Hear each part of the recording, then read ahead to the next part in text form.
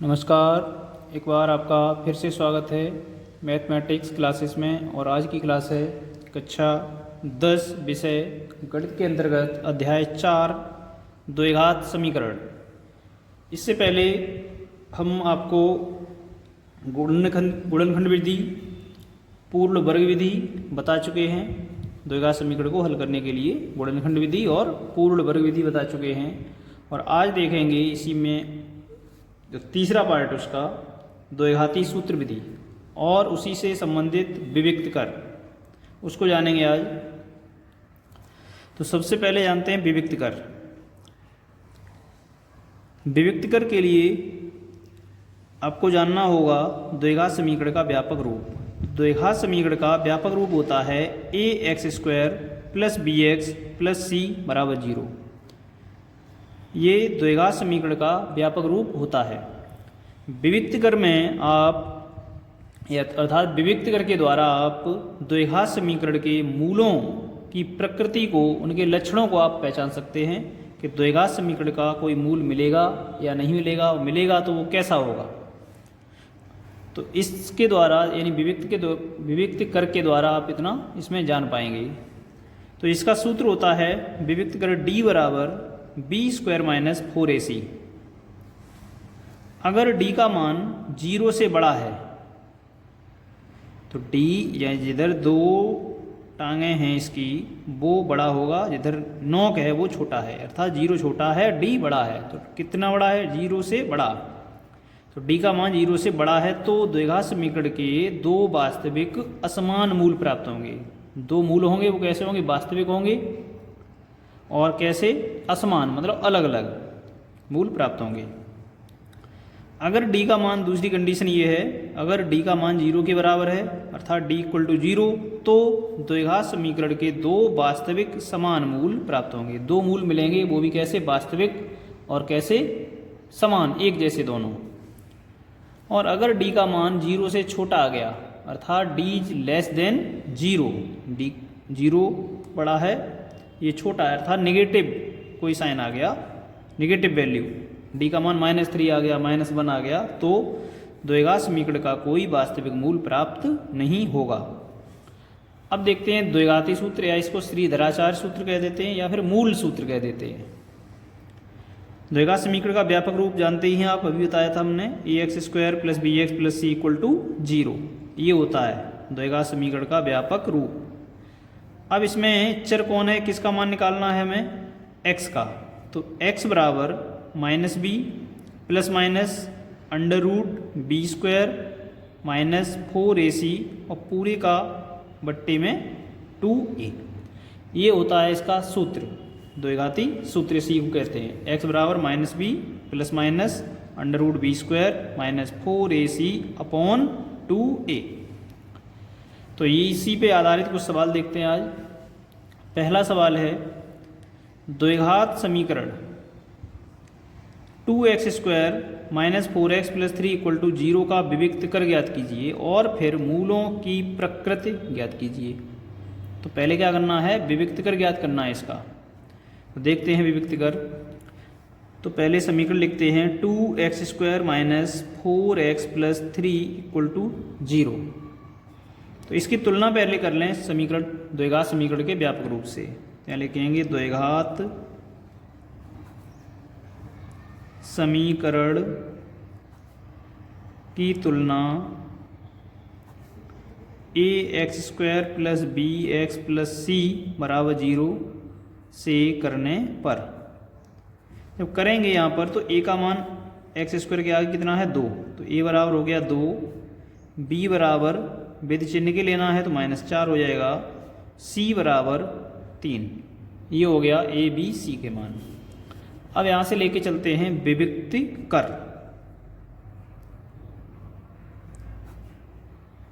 विविक्त कर d = b² - 4ac। तो b का मान है -4 और का स्क्वायर -4 × a का मान है 2 × c का मान है 3। b का मान -4 -4 सूत्र से, a का मान 2 और c का मान 3। तो -4 का वर्ग हो जाएगा 16 - 8 4 दूनी 8, 8 तिया 24, तो D बराबर आया माइनस का 8। कैसा आया? निगेटिव आया। तो D का मान ये 0 से छोटा है, तो इसको हम लिख सकते हैं D इज लेस देन 0।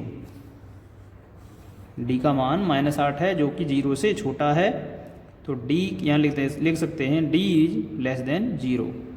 तो इसके लिए हमने कंडीशन बताई थी अभी आपको, D इज लेस देन 0 में, तो द्विघात समीकरण का कोई वास्तविक मूल प्राप्त नहीं होगा। तो वही लाइन यहाँ लिखेंगे, अतः द्विघात समीकरण का कोई वास्तविक मूल प्राप्त नहीं होगा। इस तरह से आप इसको कर सकते हैं। और देखते हैं आगे कुछ। क्वेश्चन नंबर है 2, और इसमें लिख रहा है सवाल,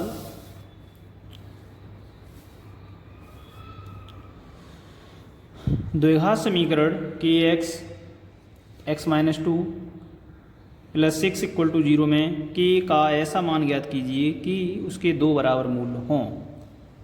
तो पहले आप समीकरण लिख लें। पहले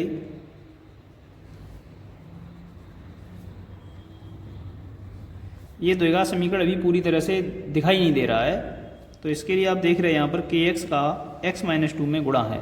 तो पहले आप गुणा कर लें इसका, तो kx² - 2kx + 6 = 0।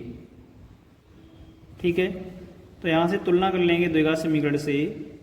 तो a बराबर यहाँ पर आ जाएगा k, x² के आगे a होता है, तो वो उसका मान है k, और b का मान आएगा -2k, और c जो बचा वो अचर पद 6।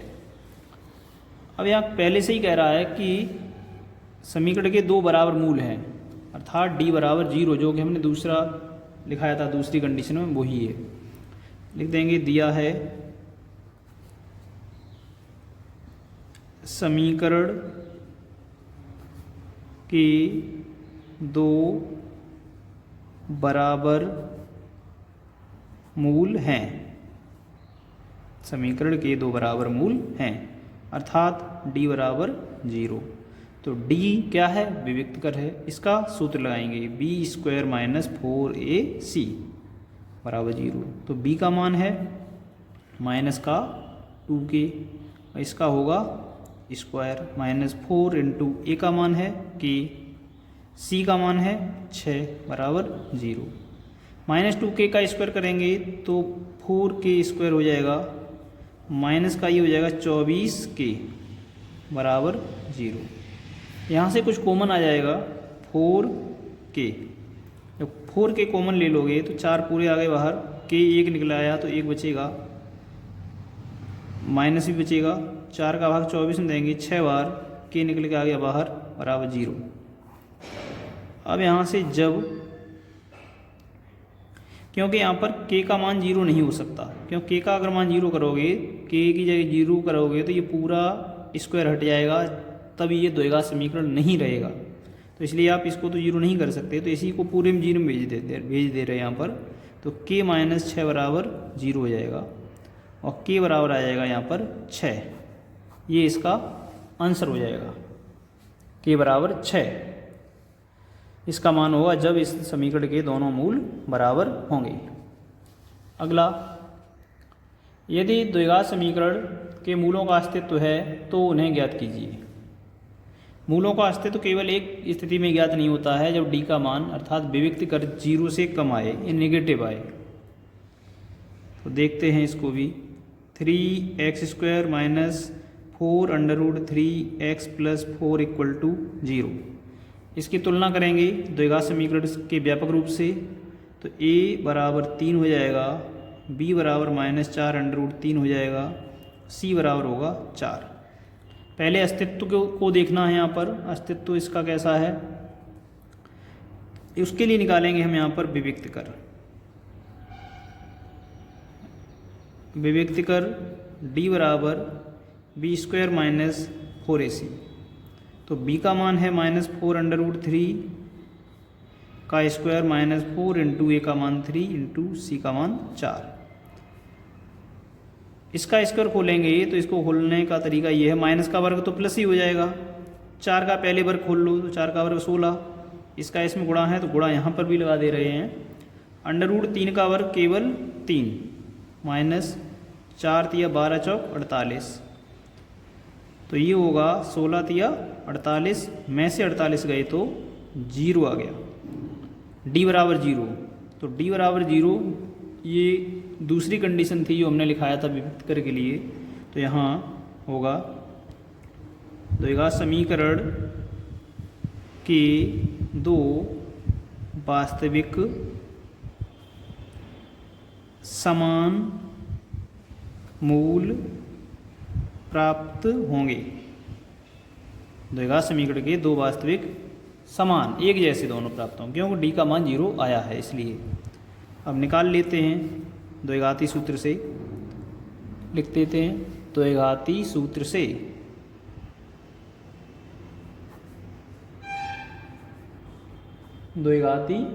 से x बराबर, क्यों चर हमारा आज कौन है, चर यहाँ पर x है तो x का ही मान निकलेगा, -b plus minus √b² -4ac और बट्टे में 2a जो आएगा पूरे का बट्टे होगा यहाँ पर, -b का मान है -4√3, तो माइनस पहले से है तो प्लस का 4√3 हो जाएगा, √b² -4ac का मान अभी अभी आपने निकाला, यहाँ से निकालते निकालते कितना आया 0, तो इसकी जगह पूरी जगह आप डायरेक्टली 0 रख दें। अगर न निकालते तो आपको निकालना पड़ता है, यहाँ पर आप पहले ही निकाल चुके हैं तो इसका मान पूरा उठा के यहाँ रख देते हैं। 2 इंटू ए का मान है 3, तो x बराबर आ गया 4√3 बट्टे 2 गुणा 3, क्यों इसका मान तो 0 ही हो जाएगा, तो ये खत्म हो जाएगा, प्लस माइनस पूरा उधर का हट जाएगा। 2 से तो इसको काट दे रहे 2 बार, तो 2√3 बट्टे 3 को लिख सकते हैं √3 गुणा √3, तो 1 तो कट जाएगा, तो x बराबर आ जाएगा 2 बट्टे √3। तो x का एक मान निकल के आ गया, क्यों, क्योंकि यहाँ पर d बराबर 0 आया था, तो जो मान यहाँ x बराबर 2 बट्टे √3 निकला है वही दूसरा मूल भी होगा, क्यों, क्योंकि दोनों मूल कैसे होंगे, समान। अतः x बराबर 2 बट्टे √3, 2 बट्टे √3। इस तरह से आप इन सवालों को कर सकते हैं और मूलों की प्रकृति को विभक्त करके द्वारा पहचान सकते हैं। ठीक है, आज के लिए बस इतना ही, अगले वीडियो में फिर मिलते हैं, तब तक के लिए धन्यवाद।